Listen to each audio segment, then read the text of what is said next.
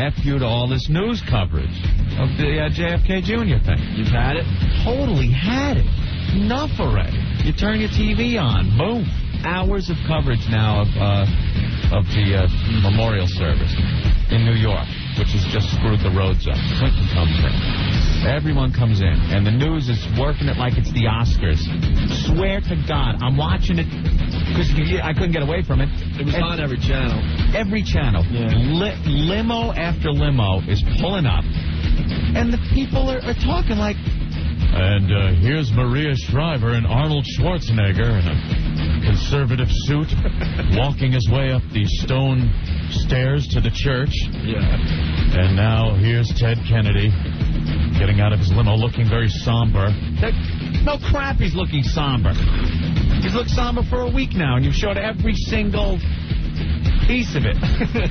I mean, they should have had Joan Rivers out there on the carpet if they were like doing it like the Oscars. Jesus Christ. No, William Kennedy Smith, look at him. Hey, rapist, come here. Where'd you get those shoes, huh? Ted, what are you wearing? Look at you, you fat pig. Put down the Twinkie. I wouldn't be caught dead in a suit like that. Oh, maybe I shouldn't use that word here. What do you think, Melissa? Well, Mom, shut up. You skinny little leech. They were treated like the Oscars. Now, Anthony, I got a question for you. Yeah. Because a lot of people taking this JFK Jr. thing very, very serious, okay? Which is fine. I don't care how you feel about it. Let me ask you one question, though. Lord. If he wasn't like a GQ type of guy, would there be as much coverage? No. If he was just some schlep who moped around New York, went to the same places, did the same thing, but wasn't as handsome, right? The chicks didn't find him attractive. You wouldn't be seeing this. And don't lie to yourself and start bitching at me. You know it's the truth. If this got magazine editor, right? Mm-hmm. You know our buddy Mark Golan? Sure. Works over at Details now. Right. You think if you look like Mark, there'd be... Look, I like Mark. He's a great guy. Mark's coming in soon. I can't wait to tell him what you said about him. I'm just saying, if he looked like that, it wouldn't be making a big deal. If the whole couple, the three that were flying in the plane, him, his wife, and the other one, bunch of fashion models flying across, crashing, you think it wouldn't be a big deal? I have a better example. Donald Trump. Right. Pretty much just as famous as JFK Jr. in this town and across America. Uh-huh. If Donald Trump passed. Yeah.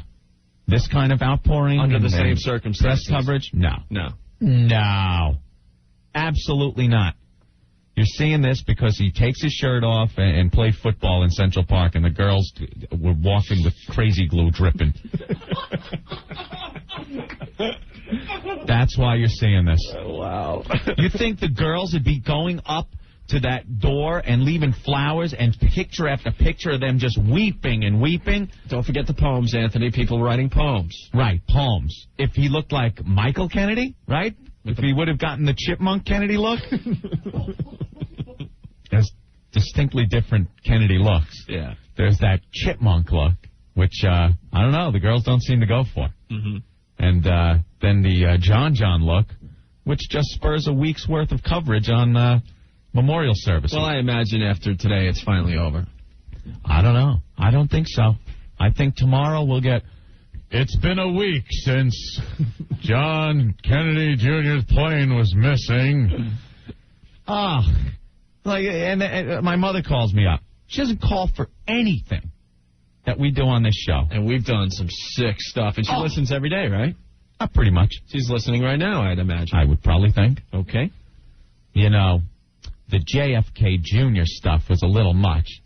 I'm like, Ma, the show isn't for 60-year-old women, number one. And then she's all, you're going to have to talk to your Aunt Fran because she's pissed at you, too, with the JFK things. You know, we liked him very much. And then she goes, and who couldn't because he was some hunk. Prove my point right there. I go, what did the guy do for you? Did he do anything for you? memories of him saluting the coffin of his... Oh, please, if I see that picture one more time. He had no idea what he was doing. Look, he was a great guy. He lived his life here in New York, just like many of us do. They keep saying a regular guy. Went into the bars and actually drank and talked to people. All right. Any other regular guy dies, what happens? Well, and you know what? He'd still be down in the bottom of the ocean. And you know when he saluted his dad during the funeral procession. Oh, you think at 3 he thought that one up himself? No, but they have footage of the Kennedy family on vacation where Jacqueline was teaching John how to salute. Of course. So if you see the footage, you see her bend down and whisper, salute. Do the salute. And he saluted. He had no idea what he was doing. He had no clue. Didn't even remember it. But, I mean, the coverage and everything, a little bit of overkill here, people. All right. I'm tired of hearing the reasons why it is. They're all on the news. Tom Brokaw all over today. Today is wonderful to see John F. Kennedy Jr. was a man who lived his life like many of us would like to live our lives.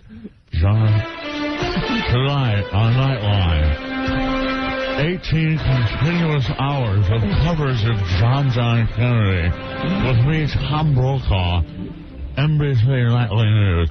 We start with photos of John as a zygote in the womb of then First Lady Jacqueline Kennedy. Here it is, the pictures of the JFK sperm as it swam up Jackie's crotch, fertilizing the egg that would later make John. Well, how much more can they do, for God's sake? Wow, this is wonderful. Here's John attaching himself to the wall of the womb. We're going to do this a broadcast in real time, so in 9 months from now, I'll still be on the air. We'll do the delivery. Tom Brokaw, NBC Nightly News. Here's Jackie in labor. Look at John's head poking out. Already that full, thick head of hair of his popping out of her gash. I'm getting really tired of it.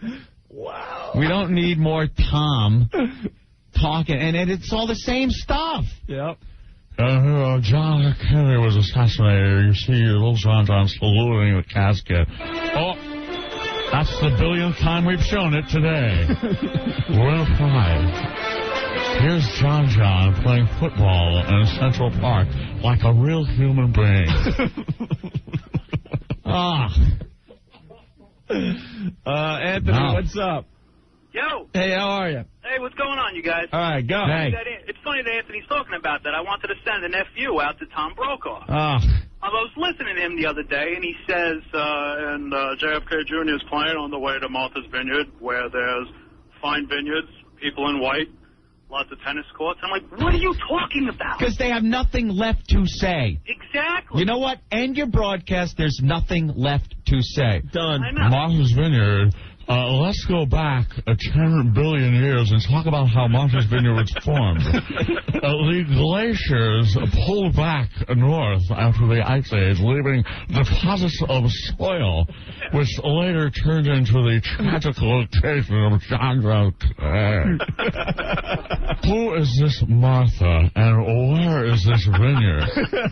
We'll be doing an exclusive report, me, Tom Brokaw, tonight on NBC Nightly News, about Martha and her vineyard, the place where John was trying to hide it. Thanks, Anthony. You guys are the greatest, man. Keep it up. All right, man. Later. Bye. I'm sorry for the people that are really touched by this and stuff. You know, it is a sad thing, but I've had it with the coverage. Let's move on. Mr. Brokaw, do we have footage of John's first duty after he was born? Yes, the potty training of little John Kennedy. Here's a picture of his first dump, which I believe was cream corn or some type of spinach, from the disgusted look on older Jack Kennedy's face. You may have seen that look later on during the Cuban Missile Crisis. Well, this one is because he smelled John John's first crap, which we have exclusive pictures of. Running down the beach. Here he is smelling a little flower that Jack gave him on the beach. Here they are on the rowboat again. Oh, we've showed that one 10,000 times. Here's the Challenger explosion. Has nothing to do with John John, but we just don't have any new footage of John John. We showed it already. Danny, what's up?